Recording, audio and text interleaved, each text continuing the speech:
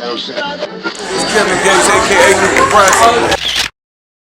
And right now you tuned in to PeppaBoy Films. Go from there, if I lead a block, a little money fine, but I need a lot. Take a preacher's route, but don't lie to people. I ain't never seen anything in the sky. Clean in the ride, what I mean, that I'm fly with a bitch, super mean, bop and lean to the side. I was thinking about it, it means I could try. Man, Qui West, Hey, I can ask you something. what's up? They had another dude, bro. I did an interview with What he asked me? in Houston. Nah, he ain't what he asked me.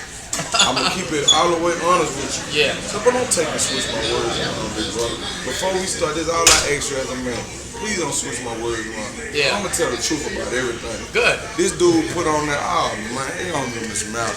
Wait till I catch him. I talked to him on the phone, I told him, man, I love the interview you did on me, bro. It was beautiful. When I see him again, I swear to God, I'm gonna make him live that gangster shit. God damn. All right, well, let's not answer no tough I shit. hate Puerto Ricans. I swear to God. I'm Puerto Rican. Yeah, me too.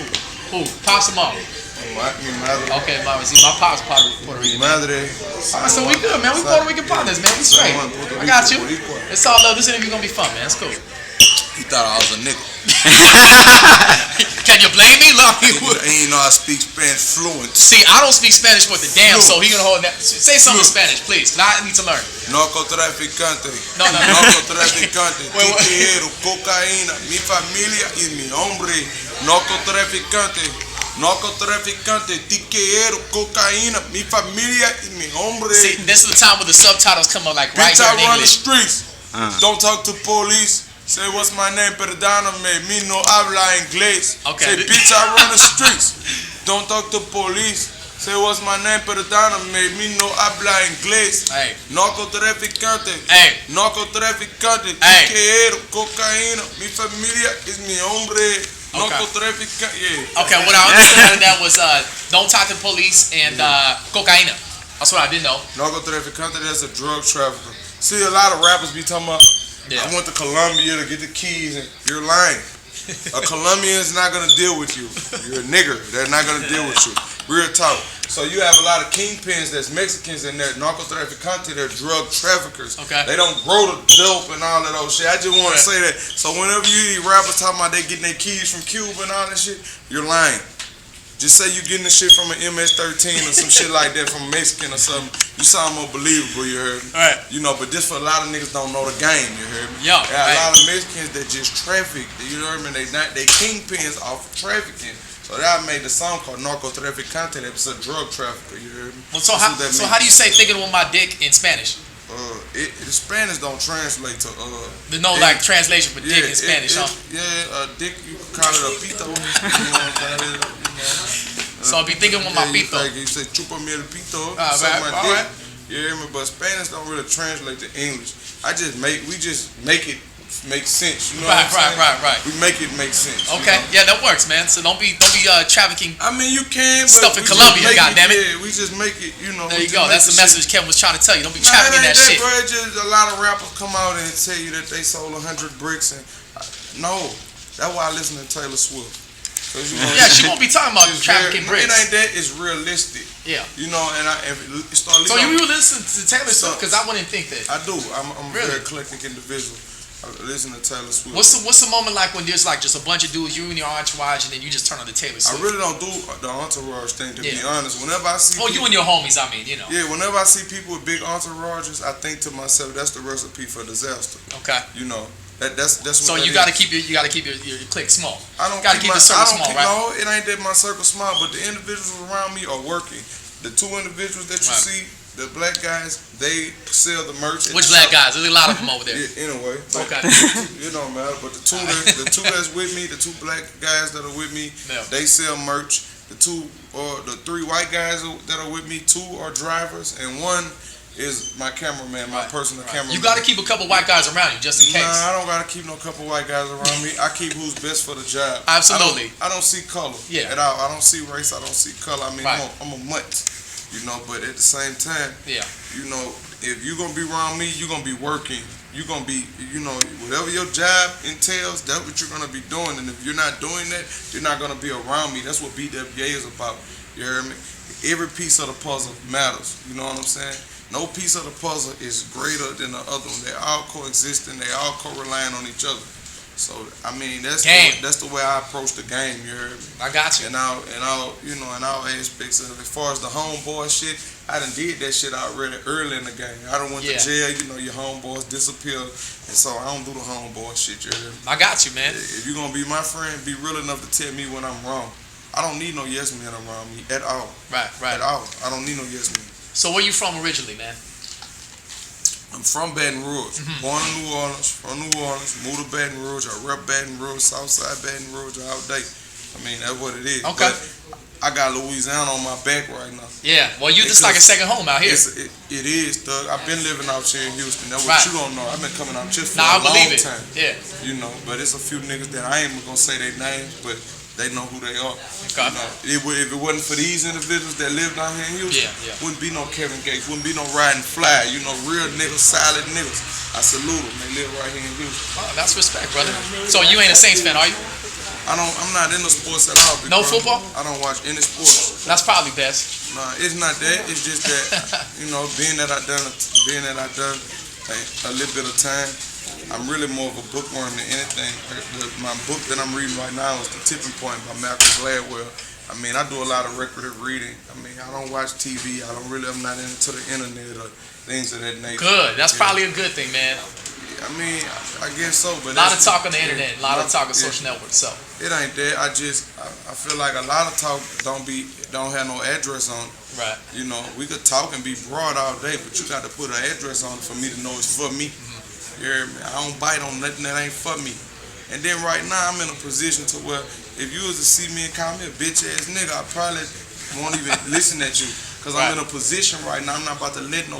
You got too much to lose. I'm not about to entertain no stupidity and allow anyone to trick me out of my position. Yeah. God has blessed me. I'm in a beautiful position right now. Right. So right now you really got to put your hands on me for me to turn this bitch into Afghanistan. Tell you the truth. Well, we won't do that, man. But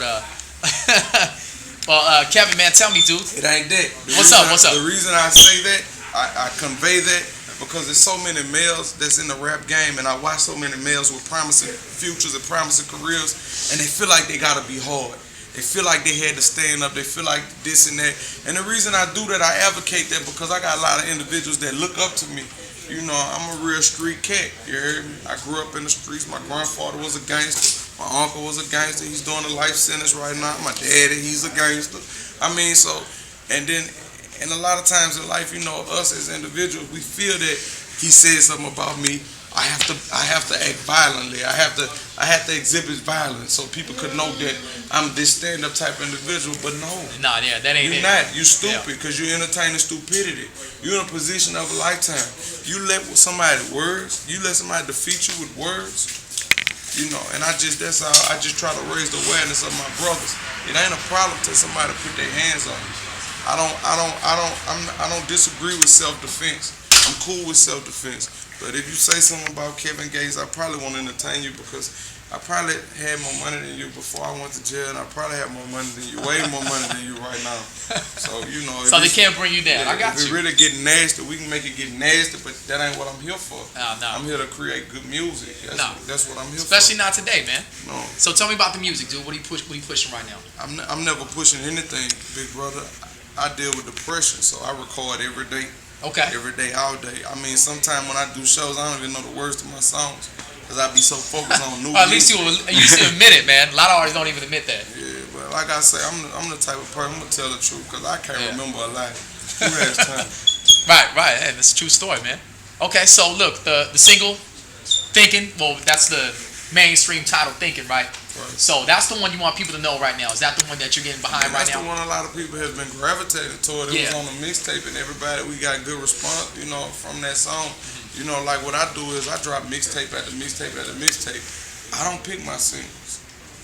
My fans pick my singles, but I don't even like to refer to them as fans. I look at them as my extended family.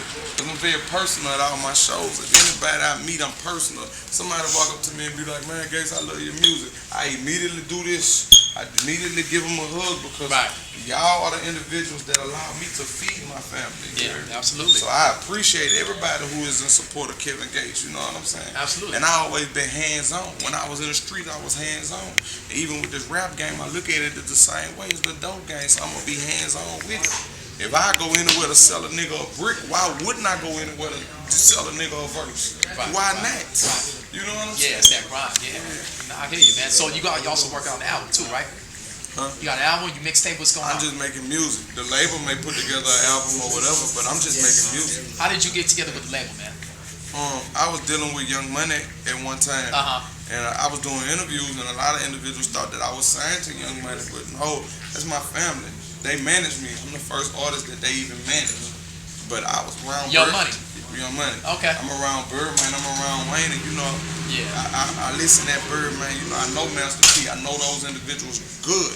I can call any one of them on the phone right now, and I watch these individuals. These individuals started record labels, and they got it out the mud. So that's what made me want to start my own label, you know what I'm saying? So currently Kevin Gates is signed to BWA, Breadwinners Association. And Breadwinners Association has a label deal with Atlantic. So that's what's going on with Kevin Gates right now. That's good.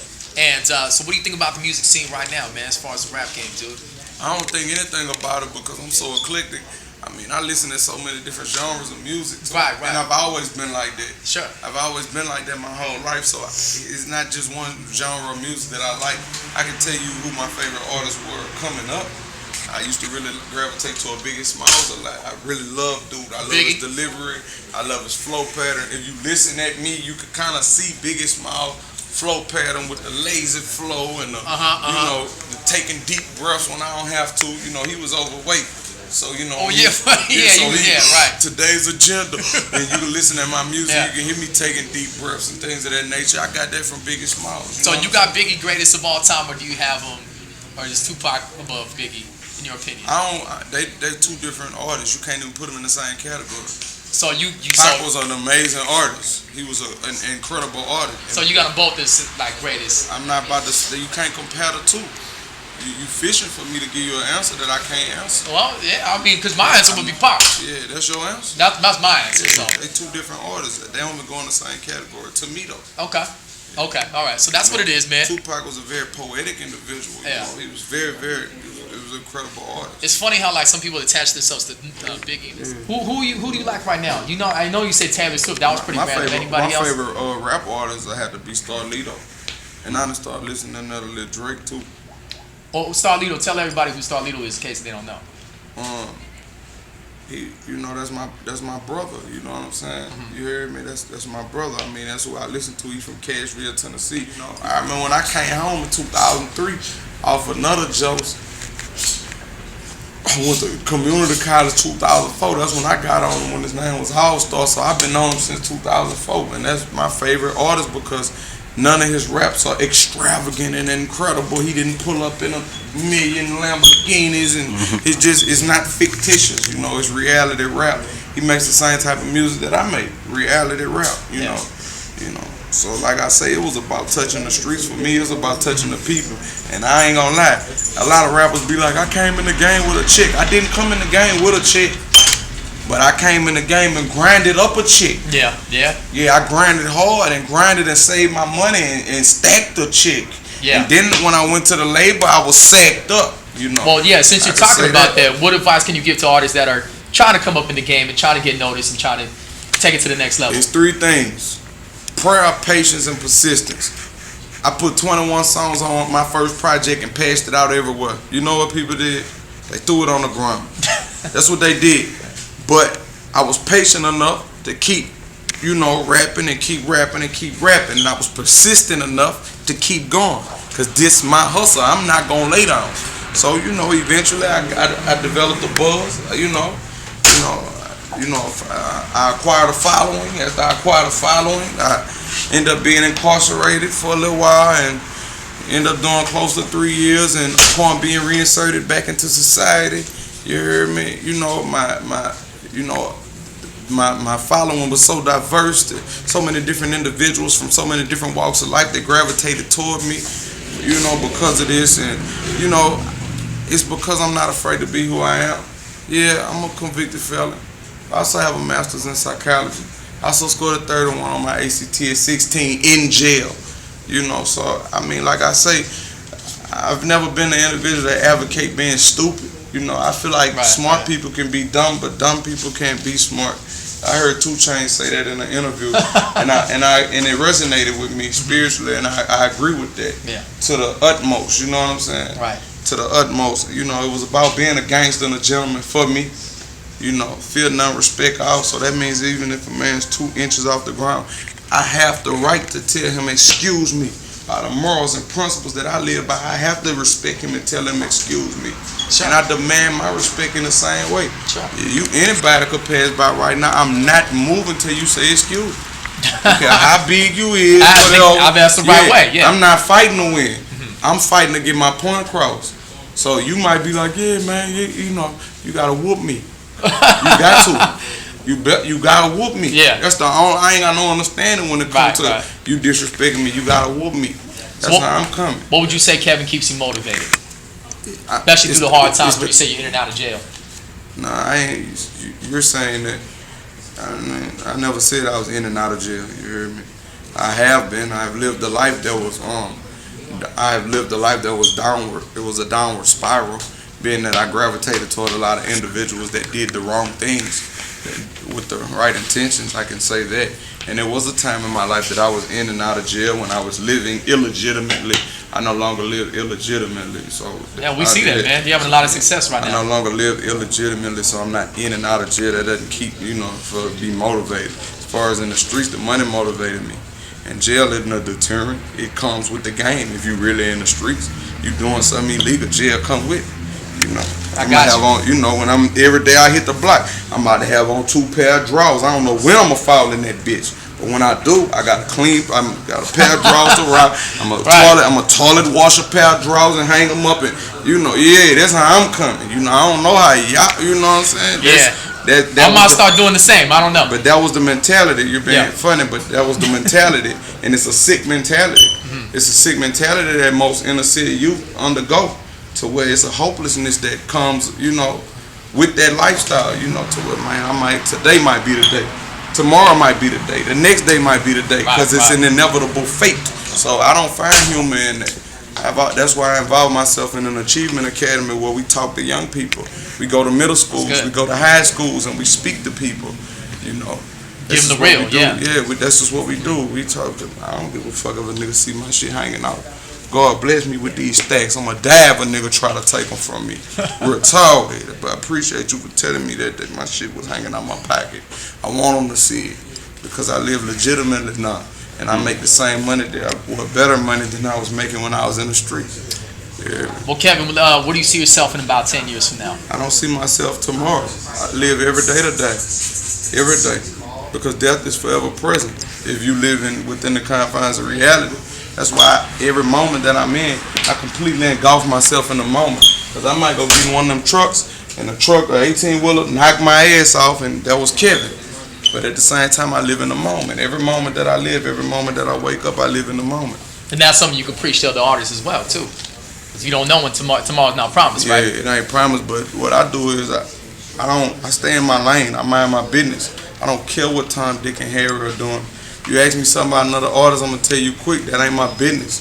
I could walk by and see Joe Blow fucking a cow outside. I'm not even about to go tell my homeboy what I saw because it ain't my business. I don't care. Right. Not to be in a bad way, and I feel like if more people would like that, the world would be a better place. But social media, you know, is based on other people's business. Yeah. How could you have a life of your own if you always in somebody else's business? It's true. But that's individuals that have no life. They live vicariously through other people. I mean, that's, you know. Well, Kevin, I appreciate you keeping it real, man. I appreciate you. It's love, brother. Welcome to H-Town, man. Of course. I know you've been here, but, you know, it's all love, man. It's good we got to talk. And go ahead and tell everybody what they need to look out for Kevin Gates, man. Like I said, if you listen to Kevin Gates, you follow Kevin Gates. I have a commitment to my fans, which I prefer to refer to those individuals as my extended family because they allow me to feed my children. So the people that like me, I love you all. I wouldn't say that if I didn't mean that. And as far as me, my commitment is I live a life based on morals and principles. I keep everything simple and gangster, and I'm going to continue to make great music. That's it. I mean, I'm sorry that, you know, it was no disrespect to the interviewer that I couldn't key and laugh, but my life been too real to be playing. You know, I ain't got time to be playing. I joke every now and then, you know, when the right drugs I'm on, I joke every now and then. But like I said, I deal with depression, The music I make is very therapeutic to me, so I will continue to make great music. I say that. You know, if I can't make nothing great, I won't make anything at all, you know. So we'll enjoy it till it lasts, you know, while it lasts, and, you know, I'll be here till it's over with.